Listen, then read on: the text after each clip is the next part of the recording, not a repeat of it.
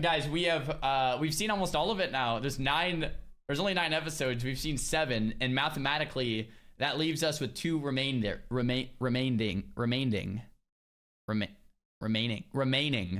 The remainder is 2 remaining. We're on episode 8. It's been 3. The final quest, World of Warcraft Classic. Okay, guys. And then after this, we have the end. Which, before people ask, no, I'm not watching both today. We're going to watch one today and one tomorrow. All right, we got to space out this content somehow. Unbelievable. We'll watch this today, though.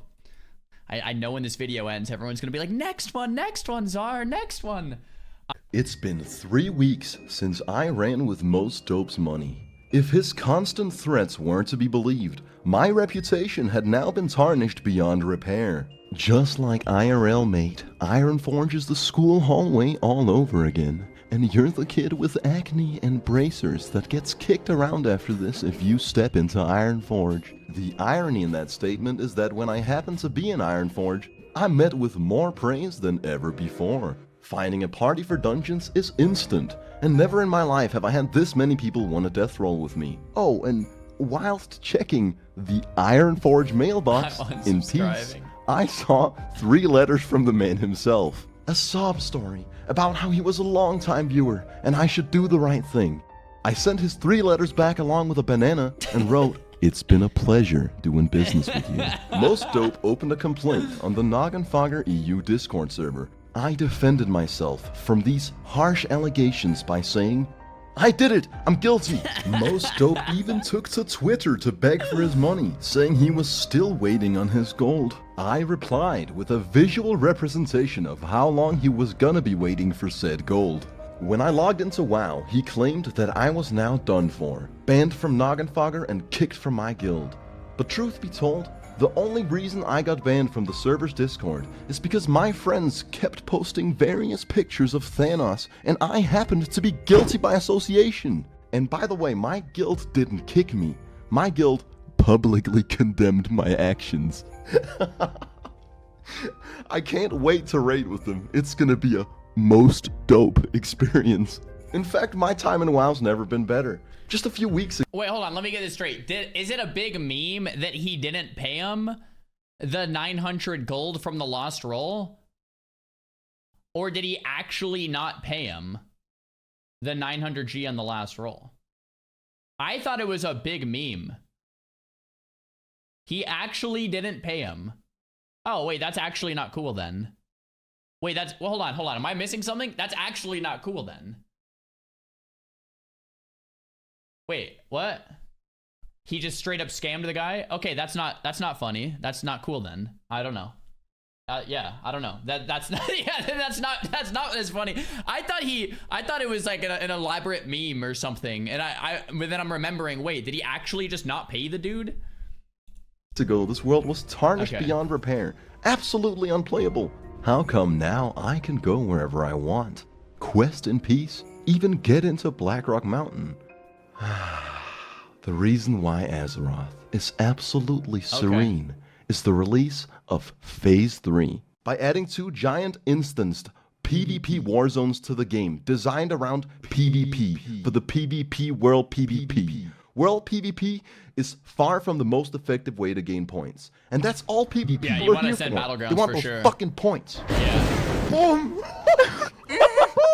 It's a fun trinket. Are you with me so far? Great. That leaves us with Warsong Gulch and Alterac Valley. One map, which is damn near perfect level design, an intensely enjoyable experience that really supports the structural foundation of what makes PvP enjoyable. A phenomenal addition to World of Warcraft. Some people do play this. And Alterac Valley, that people only play to farm honor points. Both teams ride straight past each other to the enemy objective, and each game ends in 10 minutes. Incredibly boring, and there really is no reason to play it. By the way, this is the one that has hundreds of lobbies at any given time. But that's not what we're here for today. Okay, the problem with AV is, yeah, since the start of time, both Horde and the Alliance realize if they just go right through each other in midfield and end the game in like 5-10 minutes, that it's the quickest way to farm honor, especially for things like rank 14 and whatever. It's like, it's been this way for like ever, right? So everyone plays AV because it's the best honor and no one actually PvPs. It's actually quite sad in terms of like the game's PvP. Every now and then you'll find a turtle and then people will be complaining, end the game, I want more honor, which is not wrong. Last time was all about PvP, dungeons, gambling, and cringy role-playing. So today, we're doing the boring episode. It's all about long, unbearable, monotonous, repetitive, soul-draining, terribly designed quest lines. And here's why. When you get to the max level, endgame content comes largely in form of raids, which is a 40-man dungeon. To get into these raids, you have to get the proper attunement. Like for example, for Molten Core, you gotta go to this rock and click it. Pretty simple. So anyways, in preparation for reaching 60, I decided to also do the attunement for the Onyxia raid, which in stark contrast has just a couple more steps. This quest is the worst thing that's ever happened to me. I start by having a stern talking with Helenda's Riverhorn. She tasks me to kill 15 black broodlings, 10 black dragon spawns, 1 black drake, and 4 black wormkins. Even with Phase 3 taking the majority of ADHD players away from the open world, Burning Steps is just a zone where you're prone to encounter a deficit of attention. Yeah, after dying a few times, I managed to run away with a sliver of health. A couple of Lions broskies took me in. They saw my perils, after which they ganged up with me to cleanse this place from horde scum. Holy shit, that was loud. In under an hour, I managed to complete the quest, and now I'm tasked to travel to Lakeshire. When our griffins parted ways, I knew I'd clicked the wrong destination. After a bit of a detour, I make it to Lakeshire, where Magistrate Solomon sends me to Stormwind, where Lady Katrana Prestor calls the Magistrate paranoid and refers to his men as an encampment of riffraff that are most probably suffering from heat stroke. Oh shit, I just remembered riffraff exists. Now I don't follow the plotline, but that is a pretty good burn. That's a diss right there.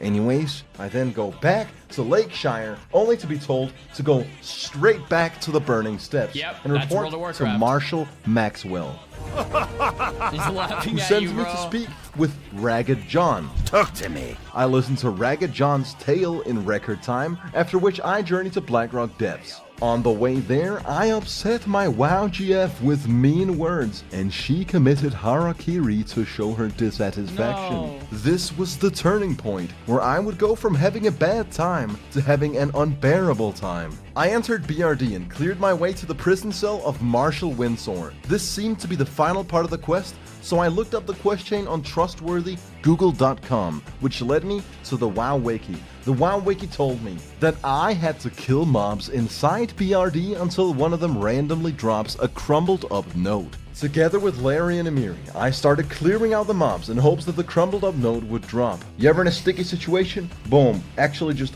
jump around the gate. You don't Actually need a good thing to know, yeah. And the greatest thing about this trick is that you fucking die anyway. And it was at this very moment that Larry convinced us that we needed to 3-man Angerforge. Considering that I had to kill that boss for the part after the note, I obliged, in hopes that the note would drop before we got to the boss. It didn't, and then we wiped to Angerforge. Not once, not twice, not 3 times. Oh my gosh. Not 4 times. Bro! We didn't wipe against Angerforge 5 times. We wiped 6 fucking times before I finally caved in and told my friends to go fuck themselves. There's absolutely no way I'm not inviting a 4th. Hold up, listen, pay attention. Here's the key to my suffering and your enjoyment. I actually hadn't finished the quest for that note to drop.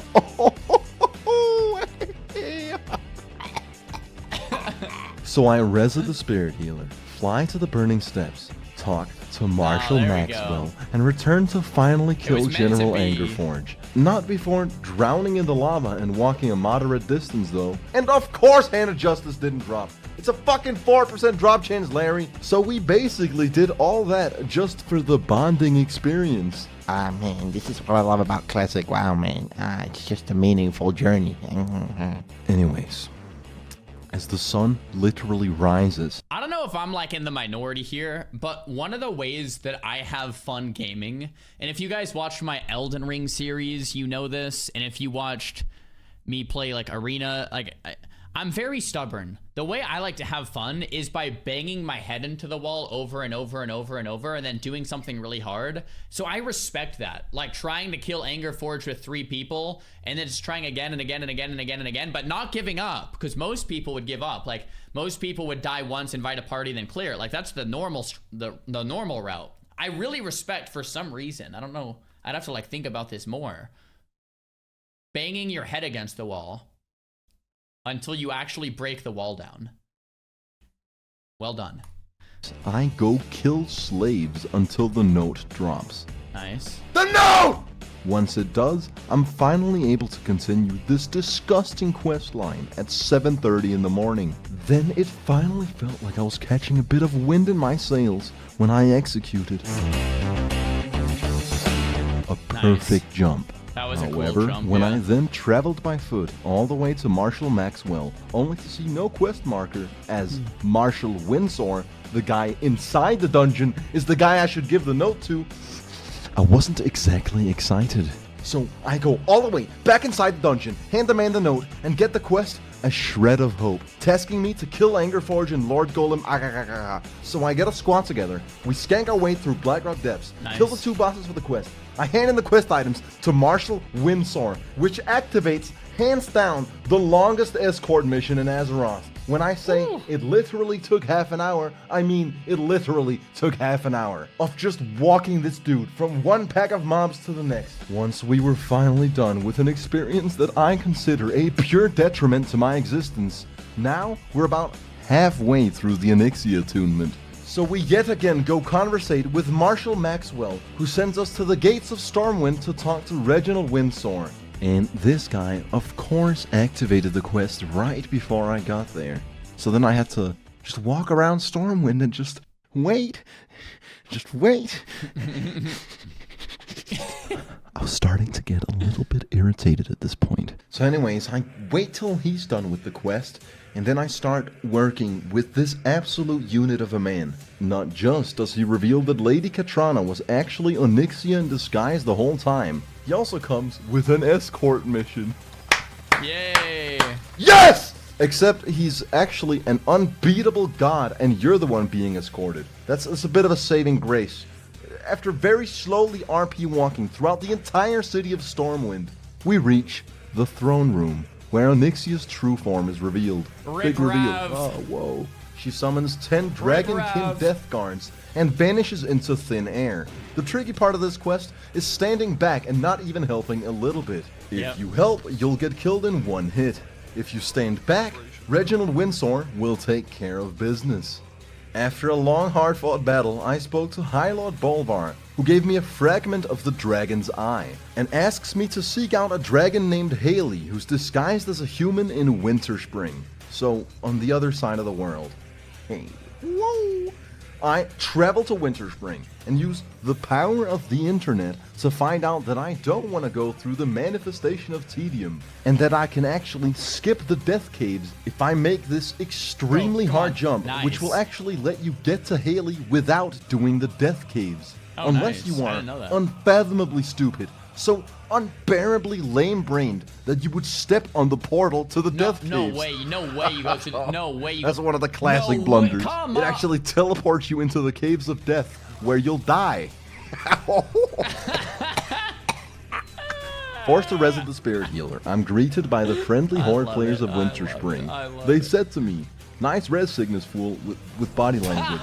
However, phase 2 had me more than accustomed to the stale corpse walking, which is pretty much half the game sometimes. I want to see it So I made it back to the annoying jump, avoided the incantation circle, and spoke to Haley, who sadly informs me that I'm not done yet. I'd have to kill the final boss of Upper Blackrock Spire. So I go to the town of Winterspring to buy the schematics for the thorium tube, go back to Ironforge and use gambling proceeds to level my engineering to 300. Nice. I then procured 24 mithril bars, 4 hearts of fire, 6 true silver bars, 2 star rubies, 2 gold bars, and 2 gallons of goblin rocket fuel. I hired a blacksmith to use 10 of the mithril bars, 2 true silver bars, and 2 gold bars to craft me 2 inlaid mithril cylinders. Yep. With all these items together, I crafted the mithril mechanical dragonling. I then spent a steep sum of money to acquire the schematics for the arcanite dragonling. I would go on to procure 6 rugged leather, Wait, do you 6 need this lesser for Onyxia? eternal essences, and 30 dream dust, which an enchanter used to bless me with 6 enchanted leather and 10 enchanted thorium bars. After which I crafted 6 thorium widgets and purchased Why is 4 he doing gold this? power cores. In total, I'd easily estimate that these materials set me back over 200 gold, Yeah. and that's without factoring in the cost of leveling my engineering. Now I'm only missing the final ingredient.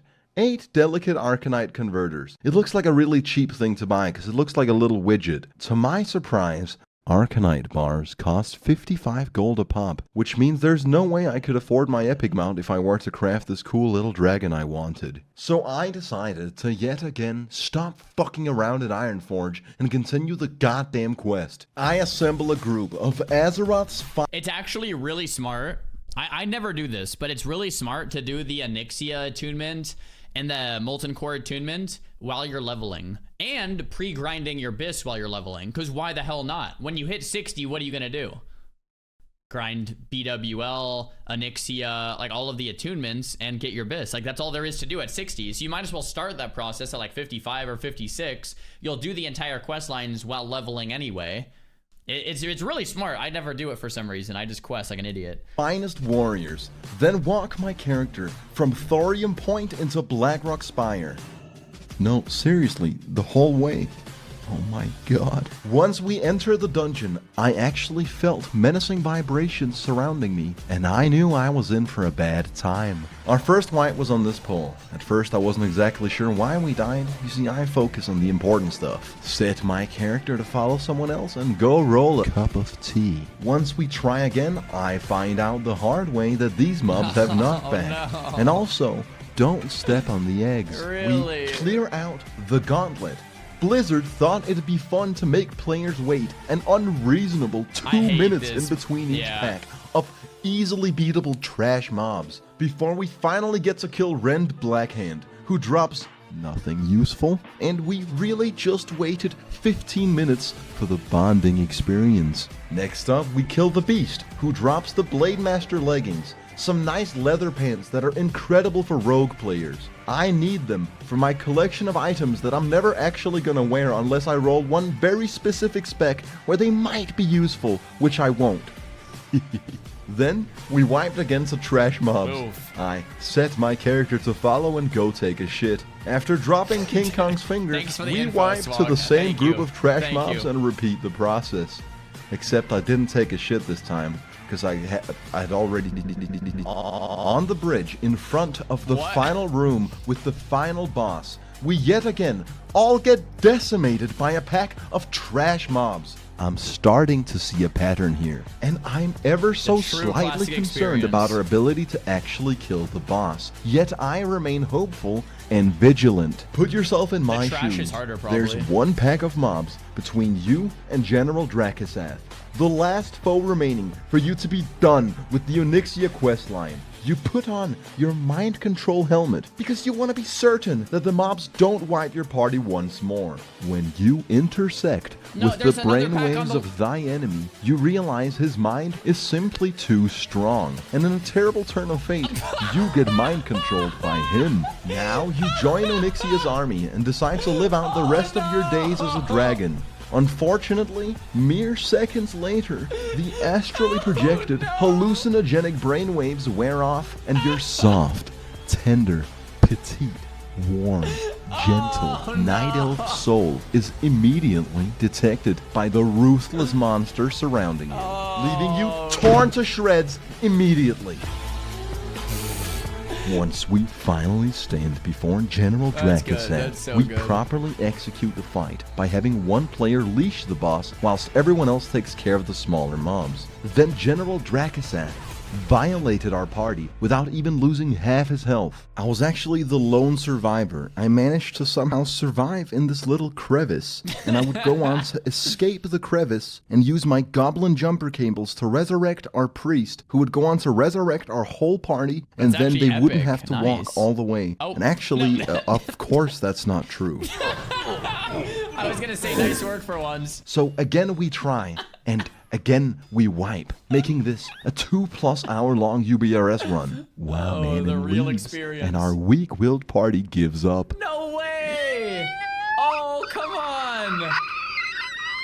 So I did what any reasonable, strong-willed individual would given my circumstances. I stopped roping and started coping. I played Warsong Gulch for 2 hours, and then I took just under 2 hours to complete Motherlode Goldium, a nostalgic game from my childhood. At 1 I've never a.m., I played. finally felt clean from my last dungeon experience and Okay. went for round 2. This is how I can tell I'm gonna have a good time in World of Warcraft. If there's one single guy from my guild in my party, I know I'm in good company, surrounded by iron-willed Azeroth commandos, fucking guerrilla soldiers of the Alliance. We cleared our way to Pyroguard Emberseer with I streamlined mean, you can see these guys have like tier gear on, like Bloodfang hood. We have like Judgment robes, whatever the hell weapon this is. I feel like, is that Edge Masters or what weapon is that? Something that I should probably know. And proficiency, Yeah. and he drops the True Strike Obsidian, shoulders, yeah, the Obsidian pre-raid H-Bled, best yeah. in slot shoulders with a 10% drop rate. Absolutely juicy shit. However, I've used up all my lucky rolls on death rolling, and my 5 simply won't cut it. Although the redemption to this run came shortly thereafter, when we killed Rend and he dropped Blackhand's Doomsong. You don't need to roll higher than 2 if you're the only cunt in the party who's so underleveled that it's actually an upgrade. I was gonna say, is that even good? The rest of the dungeon was a fucking breeze, and I truly think this is how you're supposed to experience the game. When you're in a guild that's not trash, and you play with the people that aren't trash, this 15-year-old game actually becomes semi-playable. We take out General Dracasath, and I return to Flask of Winterspring, Titans. do the Satan jump, and finally finish the Onyxia questline by Congrats. forging the Drakefire Amulet, which will in the future give us access to the Onyxia raid. Not today though. I told you, this is the boring episode. So 2 levels away from 60, I decided to undertake yet another unbearable, repetitive, monotonous, terrible quest. Specifically, the line that leads to the Mark of Fordring, the pre-raid best in slot amulet. Before starting the quest, I naturally had to level my polearm skills. I'll admit, even I was taken aback when Emiri asked me to strike her. Doesn't work in Although PvP, in right? such a predicament, I set aside my delicate sensibilities. You see, I'm not one to let down a Oh, woman. Crusader as Sadly, well. duels don't increase your weapon Yeah. skills, and I'd have to farm something else to master my new weapon. My scheming WoW GF capitalized on the opportunity at hand and made me boost her ult by spamming the worst dungeon in the game. It's actually smart. I'm getting rinsed here. After mastering my new weapon, I began the 3 pre-quests. I journey to the Eastern Plague Lands, and Tyrion Fordring tasks me to kill 30 plague bats, 30 various hounds, These and quests procure are 15 great. slabs of carrion worm meat. An hour later, I got the privilege to even begin the actual quest line. Redemption. Listen to Tyrion Fordring's tale. I'm ready to hear your tale, Tyrion. Thank you, Tyrion. That is terrible. I will, Tyrion. I will. Done. Simple enough. So far, so good. Then this moral hero of the Alliance asks me to go dig up a grave. A grave which is located a moderate distance from our current location. I do it, no questions asked. And on a side note, how did I dig crypt robbers out of the grave? That makes no sense. This game sucks. Game sucks. The thing about World of Warcraft is that It's bad. what you really need to understand is that This game sucks so much. anyway, I forget how hard WoW is when it's not like when you don't solve it, right? Like classic WoW is a game when you go in with like no knowledge, you're just like banging your head against the wall. But after playing classic WoW for like my whole life. Like, you play it and it's like you know everything. You know the best specs, the best builds, the best consumables, how to do each quest, what to expect, this and that. And it becomes like, oh, Classic WoW is so easy. But when you look at it from like a beginner's perspective, like it's not an easy game at all. When you don't know every little detail on how to min-max, like, it's actually really frustrating. Anyways, I return right? Talon's hammer and begin part 3 of Lost Honor. Now we're here. Before we had to go down there, and now we gotta go all the way up here. Great. Great. Great. Great. I love it. Once more, we make our way through the toxic wasteland, kill a plague monstrosity, and at the bottom of a lake, I recover the symbol of lost honor. Travel all the way back to Tyrion and begin part 4 of Love and Family. And this quest actually has an interesting dynamic that truly immerses you into this engaging gameplay experience. You have to travel very far from one place to another. Whoa. This really is World of Warcraft at its best. The second part of this quest had us tasked with conquering the Stratholme dungeon. No, not the fun undead side where you can get the loot your character needs so badly, but rather the shitty live side that people only play to farm orbs which sell for a hefty price on the auction house. So I went to Ironforge and gathered a squad. Just kidding, I was death rolling. I don't have footage of when I gathered the squad. We entered Strat Live. Now the first handful of wipes was complimentary. It's honestly just par for the course at this point. Now what you really gotta pay attention to is right here, in the last hallway before killing the final boss needed for this quest. Mind you, at 6:30 AM with half my armor in the red, I accidentally pull a patrol of mobs that go on to devastate my comrades. Naturally, the better player survives the fight, only for my goblin jumper cables to malfunction. My comrades walk a gruesome distance and then immediately wipe so fucking hard on the next pull. Having been pushed to the limit of his emotional detriment, Chimera leaves us one man short,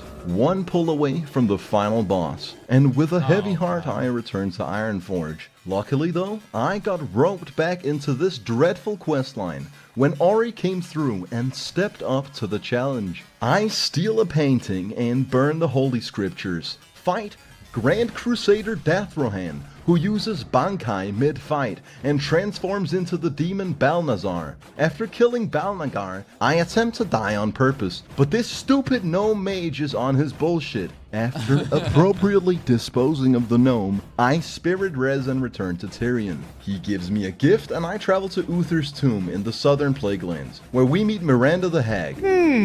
She's a cosplayer who helps us dress up as Scarlet Crusaders for the final part of this quest chain, the Scarlet Subterfuge. With our immaculate disguises, we breeze past hordes of enemies that have not the faintest idea that they're undergoing trickery of the highest caliber. We zoom straight past these idiots and make our way to High Lord Talon Fordring. As we stay in cosplay and convince the man to murder his own army, it dawns on me that this isn't Comic-Con, this is an escort mission. Now, you could choose to unveil your disguise and fight alongside Talon, but why actually play the game when you have a man on your side so powerful that he can jump through the floor?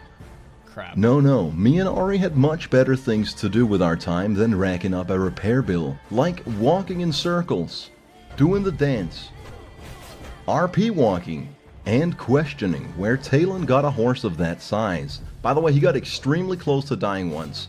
You're probably supposed to help him. After RP walking for 20 minutes, Talon Fordring finally arrives at his destination, where he fights some trash mobs and somehow dies in one hit for no reason. Then you literally have to wait about 5 minutes for Tyrion to arrive. Yeah, I remember this one. 8 AM, I finally complete the quest line to receive the Mark of Fordring, an absolutely fantastic amulet.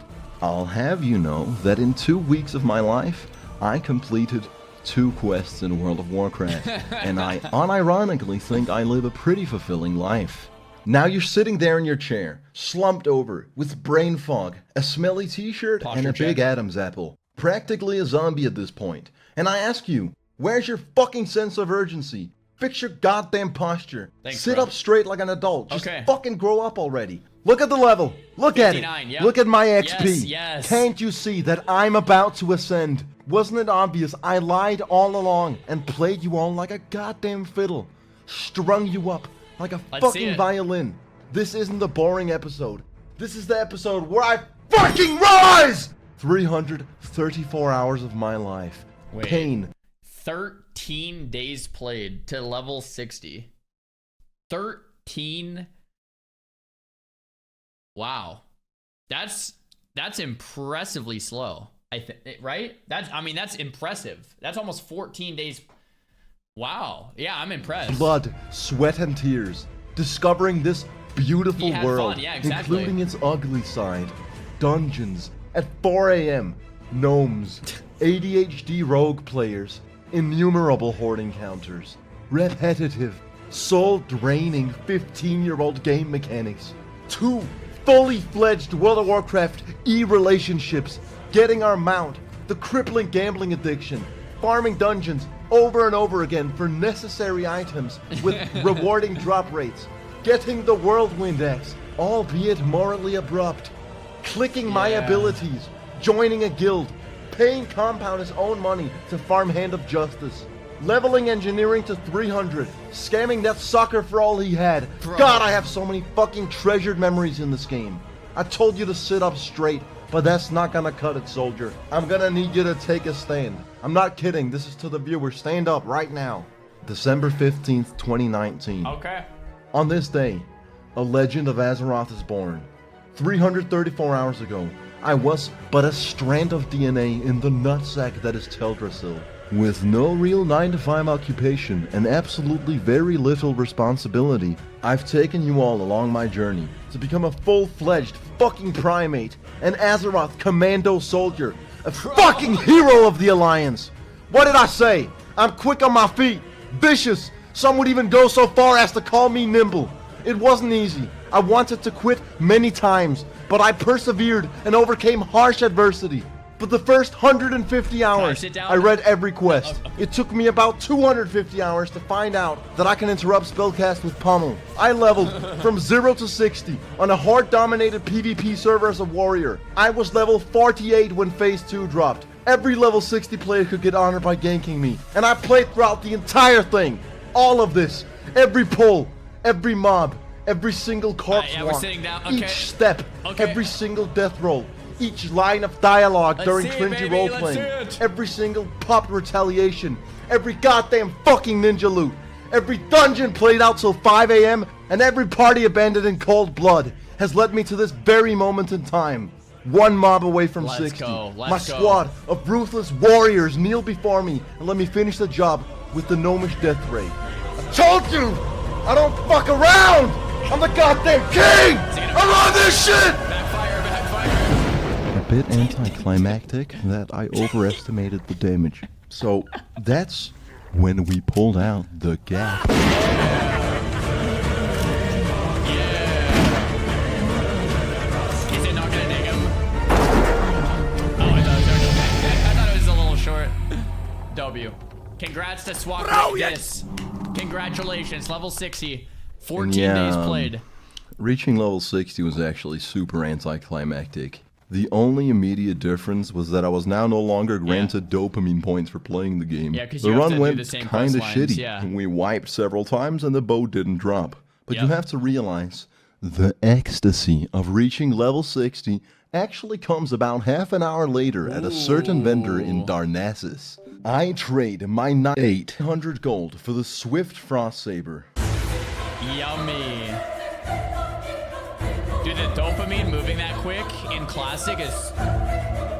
Oh. Oh.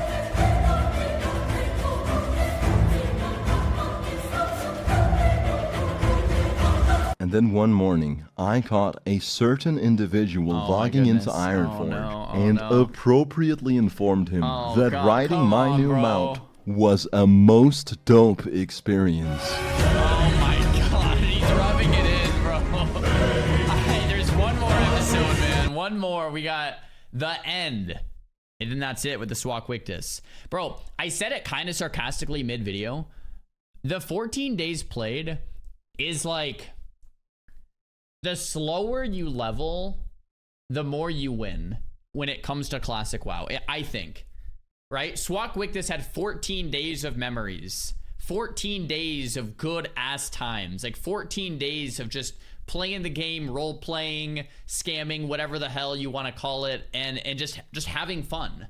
And I feel like that's how you get the authentic experience, right? You take a look. It's episode 9. Once he hits 60, probably ends up quitting. You do like 1 or 2 raids, you grind your bis, you do a couple more, and that's it. Like, that's WoW. That's classic WoW, right? Like, so having fun on the journey is like the whole point. So I love that Uberdanger got that. I love that like Rav got that. Like, I feel like some people play WoW to like breeze through the whole game and then they quit, and it's like, oh no. Like, bro, I respect the 14 days played is what I'm trying to say. I respect it, because that's like the whole journey. That's the whole thing. That's like that's the content, right? He does it just like that. All right, guys, that's episode 8. We got episode 9 tomorrow. G freaking G.